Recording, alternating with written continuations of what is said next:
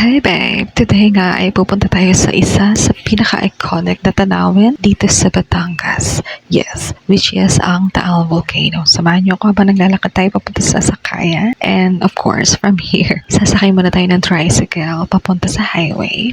Simple lang ang biyahe pero worth it ang destination. And then after that, jeep naman papuntang Talisay.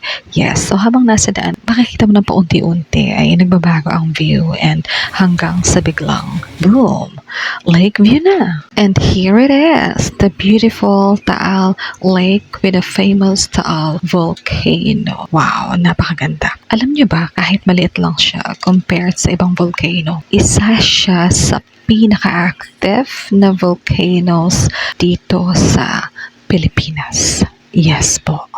And fun fact, alam mo ba na ang Taal Volcano ay isang island na nasa loob ng Taal Lake? Yes, at ang Taal Lake naman ay nasa Luzon Island. So imagine, island and a lake on an island.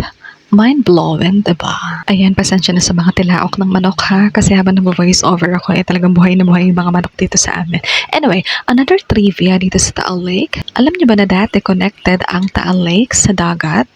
Pero dahil sa malakas na eruption noong 1700s, na-block ang connection, kaya naging fresh water na siya.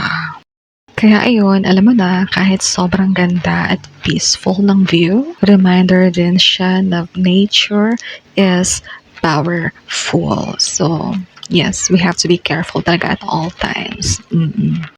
Well, anyway, ganun pa man, ang masasabi ko lang is, ganito kaganda ang Talisay, Batangas.